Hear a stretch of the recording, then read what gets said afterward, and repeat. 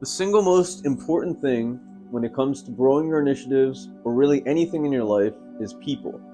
And not just people, but how you manage people.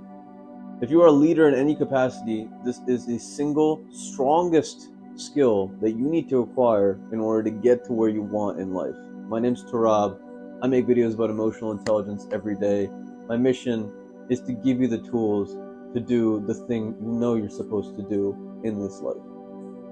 Management comes down to two main things: creating good systems and understanding what people's motivations are.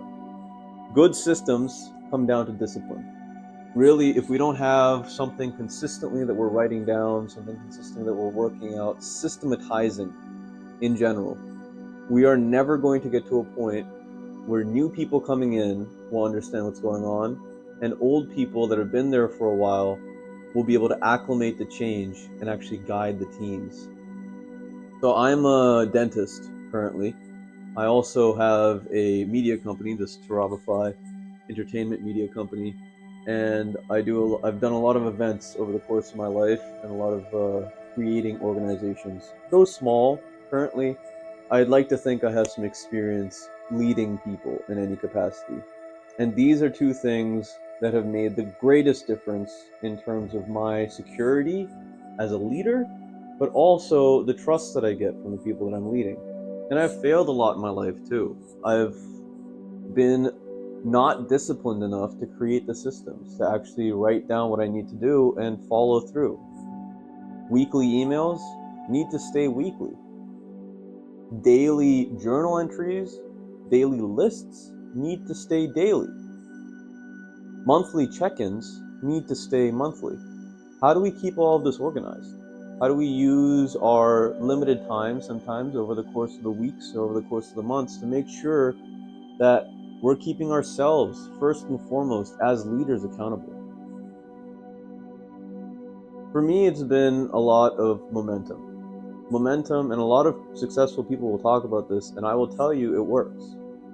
It started with the book Atomic Habits by James Clear that taught me it's quite simple to gamify essentially our lives and make it so that we're more data driven, essentially whether or not the actions that we do are actually aligned with our value system, but that we're just doing them consistently. So when it comes to systematizing, at least for my staff, I want to make sure that any new person coming in knows exactly what they need to be doing from the start of the day to the end of the day. The things that they need to hit, ideally, to minimally perform their job, and the culture that I'm trying to instill in their workplace. Now, these things can take a while to write down, and it can be daunting. But again, starting is the biggest thing. It is the single biggest thing that's going to get you to consistently show up, is showing up that first time. And really thinking to ourselves, what is the goal of the system? So I made a video a while back called Form Instructs Function, vice versa as well. And the systems that we create necessarily have to have some sort of end goal. I think a lot of young leaders do not spend enough time thinking on their own time about their goal, and do not really think about goals that are particularly tangible. Grant Cardone did a wonderful thing for me, which is set monetary goals in life. And a lot of you watching this video might think to yourself, wow, this guy just cares about money. The reality is that's just not true. I care about all of the pillars of success. I care about all of the soft skills. I care about spirituality. I care about the whole gamut. But at the end of the day, having something that's firm, that we can rely on, that shows us essentially our value in the system, there is nothing greater than monetary goals. And I always say, set your goals way higher than you think you can achieve. So if you think you can achieve $1 million, set your goal at 10 million, 100 million. You understand what I'm saying? Even being in college, even being in graduate school, maybe even in high school, the reality is your value is entirely determined by how much you invest in yourself. And so, when it comes to creating systems, that actually work for your team, be it for a student organization or a massive company, Those systems need to be goal motivated. What is the goal of your system? If we do not understand a specific goal that we want to reach in a specific time period, basics of goal setting, easy to understand, difficult to implement, as per usual, as for a lot of these things. But if we don't understand that, then our systems are going to be flawed to begin with. We need to understand the culture that we want. We need to understand the workplace feng shui that we want, the amount of specialization that we want, and also the chaos factor of people entering and exiting the system. And what happens when you leave as a leader of a company? These things are super, super important in order to understand how fluid systems are supposed to be in order to function. Meaning that if all of your systems are written out on pieces of paper, they're just not going to last. Use Google Docs. Use things that you can consistently update when necessary. Contracts for specific positions in your job place. They should be written somewhere that you can augment based on how the time periods change. The other thing is, they should be consistently looked at a yearly basis to make sure that the contracts still align with your expectations of a job. Now, I saw a very interesting video, and that's just about management, but tact, the transition is going to be this video that I saw from Jordan Peterson. And he said that creative people are incredibly difficult to lead. They're incredibly difficult to implement into teams, especially highly systematized teams. I consider myself a creative person. That's why I fucking hated school. That's why I've disliked a lot of the ways that leaders in general have set up systems. Because there's very little leeway for change. Someone that does this job and a portion of this job is going to end up stepping on someone's feet, is going to end up overstepping their bounds. But the reality is, creative people also create more efficient sometimes solutions to really old problems. Creative people are essentially leaders that lead other leaders most of the time.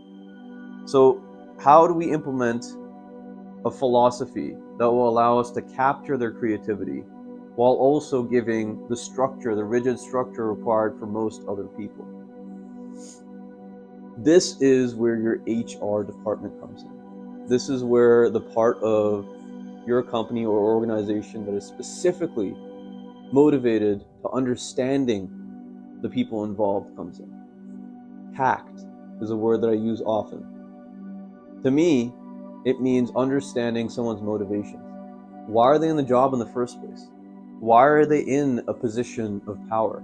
Why do they decide to pursue a role on a student organization? Is it motivated by money or perhaps success on a resume? Or is it motivated by perhaps a higher goal to serve, or a higher goal to be a lifelong learner? These are things that we can get out of simple conversations that we take seriously as leaders. If you're not an HR person, there is someone in your team, there is someone around you that would love to do that job. Find those people. If you are more of a visionary than a people person, I would encourage you to think about both. But at some point, there must be specialization. This is why I talk about management in this particular video, but also quite a bit on Terabify, because we need to understand where our shortcomings are. We need to understand where our blind spots are. We need to understand how we want to be treated so that we understand the importance of treating other people the way that they want to be treated. Tact, incredibly important. And tact, the ability to sit down with someone at the end of a day, at the end of a week, and check in. How do you feel? Do you think that this is the appropriate position for you? What else would you like to do? What other responsibilities would you like to take on? Do you believe that you're satisfied in this position in general? Do you not want to move on? Simon Sinek says there are people, and actually the Navy SEAL, I believe, the really strong guy, he talks about this too, that if there's a sniper that's particularly good at sniping, promoting them to team leader might not be the most efficient thing because they're good at sniping. That's the same with any other job. The importance of tact is knowing that some people just want to stay where they're at, man, women, them. Some people are not going to lead. And in fact, most people do not have the skill set of being team leaders. Oftentimes, team leaders are people that are highly systematized, but also understand how the other people integrate together in order to have the optimal outcome. So categorizing the people that we work with. On sheets of paper, really good. On Google Doc, something manipulatable, spreadsheet, phenomenal. You're on your way.